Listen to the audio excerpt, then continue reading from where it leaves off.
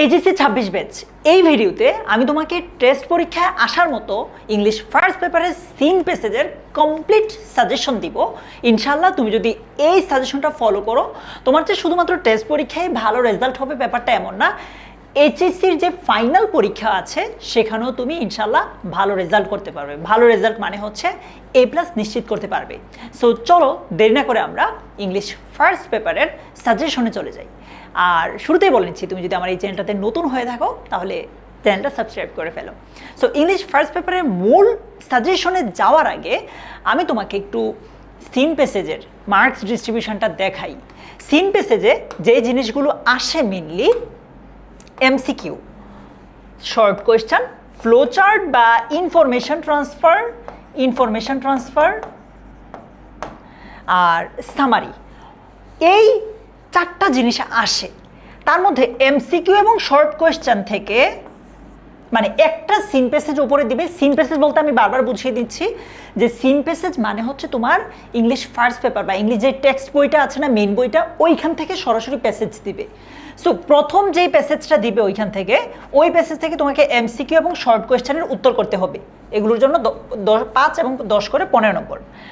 দ্বিতীয় যেই প্যাসেজটা দিবে মানে আরও একটা প্যাসেজ দিবে মেইন বই থেকে, ওইখান থেকে তোমাকে ইনফরমেশন ট্রান্সফার বা ফ্লো চার্টের উত্তর করতে হবে। মোস্টলি ফ্লো চার্টই আসে, এটার জন্য 10 নম্বর।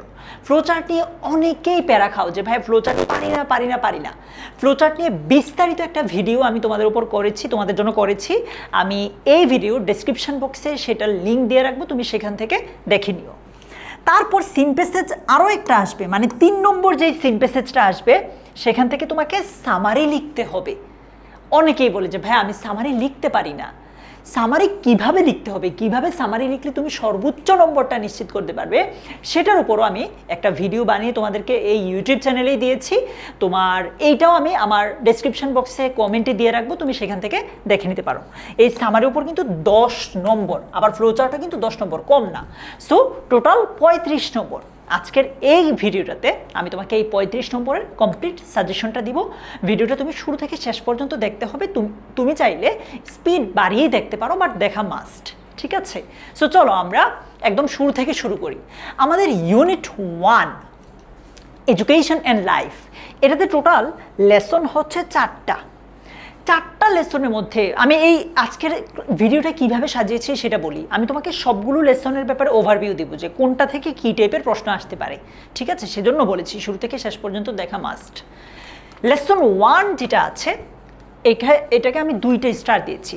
এই ভিডিওতে টোটাল তোমাকে 5টা স্টার দেওয়া হবে, মানে প্রত্যেকটা লেসনের জন্য 5টা স্টার বরাদ্দ। তার মধ্যে যেটাতে 5 স্টার দেওয়া আছে সেটা নিশ্চিত মোটামুটি যে আসবে, এরকম একটা নিশ্চয়তা আছে। 99% চান্স আছে, 90-99%। যেটা 4 স্টার, আমি শুরুতেই বলছি এগুলো কেন, যাতে তোমার ভিডিওটা দেখতে সুবিধা হয়। যেগুলো 4 স্টার ওইগুলোকে তুমি 85% সম্ভাবনা ধরতে পারো। যেগুলো 3 স্টার ওইগুলোকে তুমি আসলে 50-50 ধরতে পারো, মানে আসার সম্ভাবনা আছে আবার নাই, এরকম বলা যায় না, মাঝামাঝি। 2 স্টার এবং 1 স্টারকে তোমরা 50%-এর নিচে ধরবে, ঠিক আছে? সো দ্য প্যারট স্টিল এটা খুব বেশি ইম্পর্ট্যান্ট না, মানে 2 স্টারের মধ্যে পড়ে, তার মানে চান্স কম পরীক্ষায় আসার। লেসন 2 এবং লেসন 4 এই ইউনিটের সবচেয়ে বেশি ইম্পর্ট্যান্ট। তার মধ্যে লেসন 4 যেটা আছে সিভিক এঙ্গেজমেন্ট অনেক বেশি ইম্পর্ট্যান্ট। সিভিক এঙ্গেজমেন্ট থেকে তুমি মোটামুটি নিশ্চিত যে তোমার পরীক্ষা আসবেই, টেস্টে না আসলে ফাইনালে আসবে। সো এটা ভালোভাবে পড়ো। লেসন 2 এডুকেশন অ্যান্ড টেকনোলজি, এটাও খুব ইম্পর্ট্যান্ট, এটা থেকে প্যারাগ্রাফও আসতে পারে। সো এডুকেশন অ্যান্ড টেকনোলজি এটাকে 4টা স্টার দেওয়া হয়েছে, আর লেসন 4 সিভিক এঙ্গেজমেন্টকে 5টা স্টার দেওয়া হয়েছে। লেসন 3 যেটা আছে চিলড্রেন ইন স্কুল, এইটা থেকে তোমার সামারি টাইপের কোয়েশ্চেন আসার চান্স বেশি। চিলড্রেন ইন স্কুল থেকে কি আসতে পারে বললাম, সামারি আসতে পারে। আর লেসন 2 এবং 4 থেকে এমসিকিউ আসতে পারে, মানে এমসিকিউ আসা মানে শর্ট কোয়েশ্চেনও চলে আসা। এমসিকিউ শর্ট কোয়েশ্চেন আসতে পারে, সামারি আসতে পারে, ফ্লো চার্টও আসতে পারে। সো এই 2টা লেসন সব কিছুর জন্য ইম্পর্টেন্ট। লেসন 3 বেশিরভাগ ক্ষেত্রে আমরা দেখি যে সামারিতে আসার চান্স বেশি। আচ্ছা, এবার আসো ইউনিট 2 আর্ট অ্যান্ড ক্রাফট। তুমি যদি আমাকে জিজ্ঞেস করো যে ভাইয়া আমার মেইন বইয়ের সবচেয়ে ইম্পর্ট্যান্ট 3টা ইউনিটের নাম বলেন, যেগুলো থেকে আপনি নিশ্চিত 100% যে পরীক্ষা আসবেই, তার মধ্যে একটা হচ্ছে এইটা। 3টা মোস্ট ইম্পর্ট্যান্ট ইউনিটের মধ্যে এইটা একটা। 100% নিশ্চয়তা আমি তোমাকে দিচ্ছি যে এইটা থেকে তোমার পরীক্ষায় আসবে কোয়েশ্চেন, 100% নিশ্চিত আমি, এত বেশি important. Lesson 1 what is beauty, দেখো এখানে সবগুলোই 5 স্টার দেওয়া। সো আমি এগুলোর কোনটা থেকে কী টাইপের প্রশ্ন আসবে সেটা বলে দিই। লেসন 1-এ 2টা কবিতা আছে, ঠিক আছে? লেসন 1-এর যেই 2টা কবিতা আছে, তুমি এই 2টা কবিতা থিম খুব ভালোভাবে পড়বা, সামারি খুব ভালোভাবে পড়বা। এখন প্রশ্ন আসে যে ভাইয়া সামারির তো একটা ভিডিও দিয়েছেন, থিমের জন্য কি ভিডিও দিবেন না? আমি থিমের জন্য আলাদা একটা ভিডিও তোমাদের জন্য বানিয়েছি, এই ইউটিউব চ্যানেলেই পাবা, আমি এটাও কমেন্টে এবং ডেসক্রিপশন বক্সে দিয়ে দিব। আচ্ছা, সো থিম সামারি 2টার জন্যই শুধু তুমি হোয়াট ইজ বিউটি যেই লেসনটা আছে পড়বা, মানে এই লেসন থেকে আর অন্য কিছু পড়তে হবে না, থিম এবং সামারি পড়লেই আসবে ইনশাল্লাহ, এই 2টা থেকে একটা আসবেই। লেসন 2 ফোক মিউজিক, এইটা থেকে তোমার শর্ট কোয়েশ্চেন বা এমসিকিউ সিন প্যাসেজ 1 হিসেবে আসতে পারে, ফ্লো চার্ট ইনফরমেশন ট্রান্সফারের জন্য আসতে পারে, সামারির জন্য আসতে পারে। এই লেসন 2, 3, 4 এগুলো থেকে অনেক ইম্পর্টেন্ট এবং এগুলো সহজ। আমি এগুলোর উপরও ভিডিও বানিয়েছি, তুমি ইউটিউব চ্যানেলে দেখতে পারো আমার। তারপর লেসন 3 মিথস অ্যান্ড লিটারেচারে দেখো লেসন 1টা ইম্পর্টেন্ট, এখানে একটা কবিতা আছে, সেম কবিতার থিমটা এবং সামারিটা ভালোভাবে পড়বা, খুব ভালোভাবে পড়বা।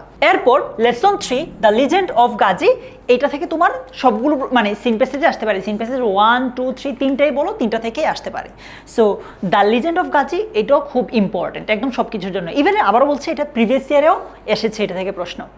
আর ইকারাস এবং খনা এগুলো থেকে আসলে প্রশ্ন আসলে বেশিরভাগ ক্ষেত্রে আমরা দেখি সামারি টাইপের প্রশ্ন আসার চান্স আছে। আমি একটু যদি বলি সামারি কোন টাইপের কবিতাগুলো, কোন টাইপের কবিতা বা প্যাসেজ থেকে আসে। নাম্বার 1 কবিতা থেকে সামারি আসতে পারে, নাম্বার 2 ওই টাইপের প্যাসেজগুলো থেকে আসে যেই প্যাসেজগুলো একটু স্টোরি টাইপের, গল্প বেসড, স্টোরি বেসড প্যাসেজ, ঠিক আছে? নাম্বার 3 ওই টাইপের প্যাসেজগুলো থেকে সামারি আসে যেই প্যাসেজগুলো একটু ছোট, ঠিক আছে? সো স্টোরি বেসড, স্টোরি টাইপের, তারপর ছোট যে প্যাসেজগুলো আছে ওইগুলো থেকে মোস্টলি সামারি আসে, বাট সব সময় না, মাদার ইন ম্যানবিল থেকেও আসতে পারে, বাট এটা স্টোরি বেসড। সো ঘুরে ফিরে এই জিনিসগুলো থেকে সামারি আসার চান্স বেশি।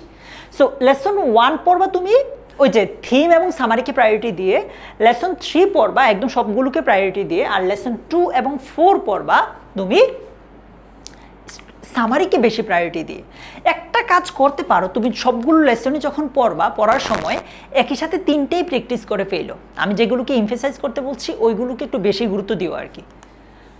এবার আসো ইউনিট 4 লেসন 1 এবং 2, এর মধ্যে লেসন 1 হচ্ছে 5 স্টার। কেন বলছি 5 স্টার? এগুলোর পিছনে যুক্তিটা কি? যুক্তিটা হচ্ছে 3 স্পিচ থেকে বিগত বছরের প্রশ্নে যদি দেখো একটা স্পিচ আছে মার্টিন লুথার কিং জুনিয়র, ওইখান থেকে প্রশ্ন এসেছে, অলরেডি প্রশ্ন এসেছে কিন্তু, সো তোমার সময় আসবে। আর আরেকটা স্পিচ থেকে, মানে এখানে 3টা স্পিচ, তো আরেকটা হচ্ছে শেখ মুজিবুর রহমানের, এটা থেকে আসার চান্স খুবই কম। আর বাকি তার মানে 3 স্পিচ থেকে 2টা স্পিচ পড়লেই হলো, ঠিক আছে? এগুলো থেকে আসবে 5 স্টার, আসতেই পারে, ঠিক আছে? চান্স অনেক বেশি। মার্টিন লুথার কিং জুনিয়র থেকে কিন্তু আসছে প্রশ্ন। লেসন 2 গ্রেট উইমেন, এইটা থেকে সামারি টাইপের প্রশ্ন আসার চান্স বেশি, ঠিক আছে? সো এগুলো এটার জন্য গুরুত্ব দিতে পারো। আর ইউনিট 5 আমাকে যদি কোয়েশ্চেন করা হয় যে আমাদের মেন বইয়ে কোন ইউনিটটা সবচেয়ে বেশি সবচেয়ে কম গুরুত্বপূর্ণ এইচএসসির জন্য, আমি বলবো এটা এইচএসসির জন্য কম গুরুত্বপূর্ণ, বাট এডমিশনের জন্য সবচেয়ে বেশি গুরুত্বপূর্ণগুলোর একটা। সো এই যে ইউনিট 5 আছে, এগুলা এটার প্রথম 3টা লেসন থেকে পরীক্ষা আসার চান্স কম, একটা স্টার করে দেওয়া। লেসন 4, 5 থেকে প্রশ্ন আসলে হয় ফ্লো চার্ট বা ইনফরমেশন ট্রান্সফার আসতে পারে, আর না হয় সামারি আসতে পারে। আসলে সামারি আসার চান্স বেশি, ঠিক আছে? আচ্ছা, এবার আসো ইউনিট 6 ড্রিমস।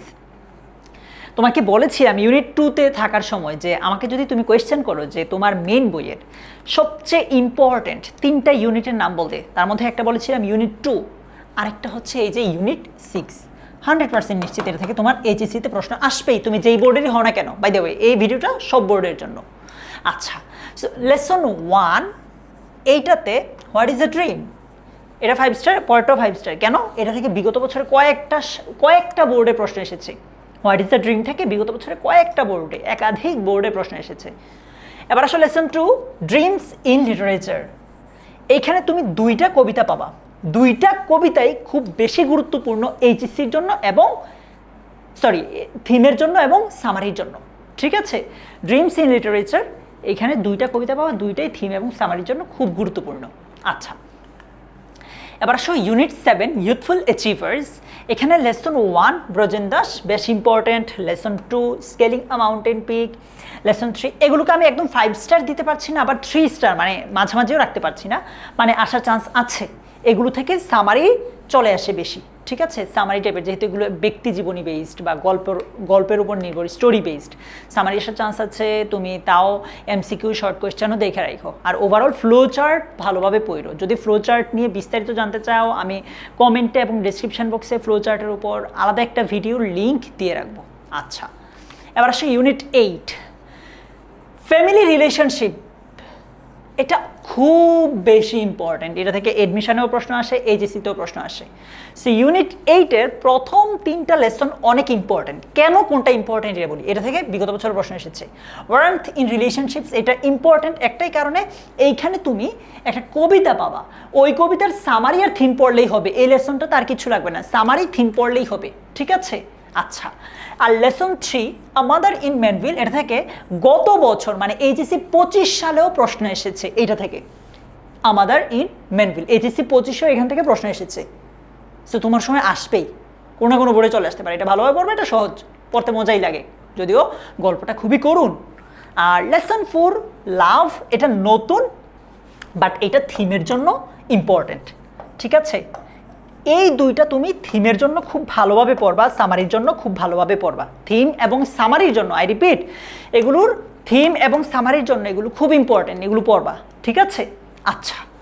এবার আসো ইউনিট 9 অ্যাডোলেসেন্স। এই ইউনিটটার প্রথম 2টা লেসন খুব ইম্পর্টেন্ট। প্রথম 2টা লেসন, লেসন 1 এবং 2 storms and stresses of adolescence আর adolescence and some problems in Bangladesh. এই 2টা লেসন খুব গুরুত্বপূর্ণ। ঠিক আছে, আর বাকি যে 2টা লেসন আছে, দ্য স্টোরি অফ শিল্পী সামারি টাইপের কোয়েশ্চেন আসতে পারে, সে নো টু বুলিং এটা খুব বেশি একটা গুরুত্বপূর্ণ না। এবার আসো ইউনিট 10 লাইফস্টাইল। এইটার লেসন 1 এবং 2 দেখো 1 স্টার করে দেওয়া, মানে একটু বেশিই কম গুরুত্বপূর্ণ। তবে লেসন 3, 4 এবং 5 খুব বেশি গুরুত্বপূর্ণ। স্পেশালি আমরা যদি কনজিউমারিজমের কথা বলি, এটা থেকে কিন্তু বিগত বছরের প্রশ্ন এসেছে। লেসন 3 খুব বেশি না, এটা মাঝামাঝি 3 স্টার দেওয়া। লেসন 4 এবং 5 খুব ভালোভাবে পড়বা।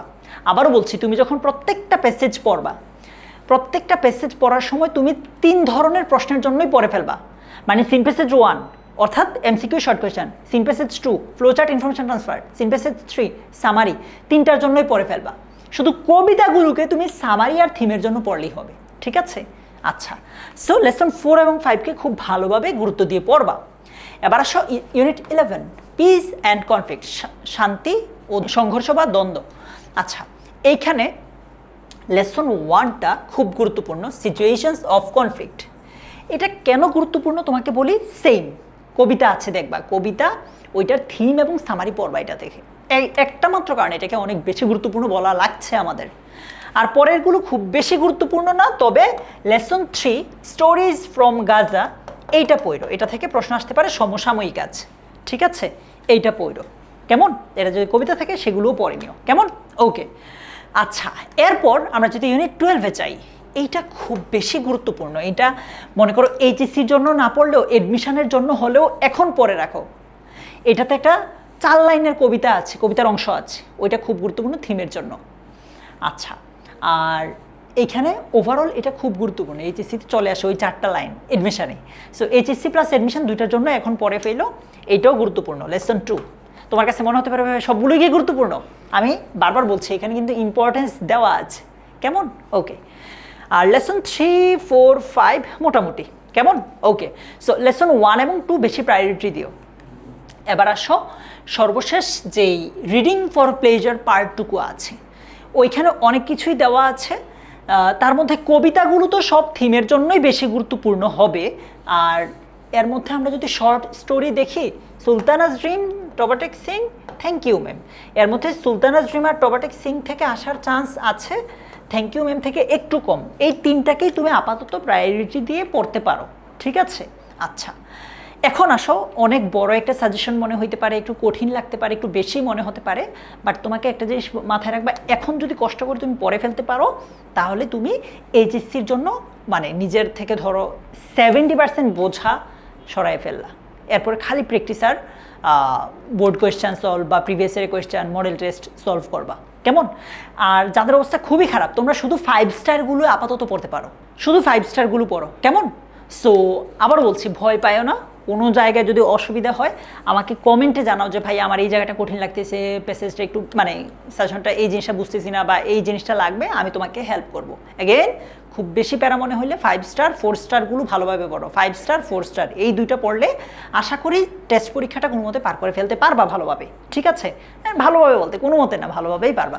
সো শেষ করে দিচ্ছি এই ভিডিওটা, তোমার সাথে আমার দেখা হবে নেক্সট টপিকটাতে, অর্থাৎ উইথ ক্লু, উইদাউট ক্লু এবং রিয়ারেঞ্জে। আজকের মতো এই পর্যন্তই।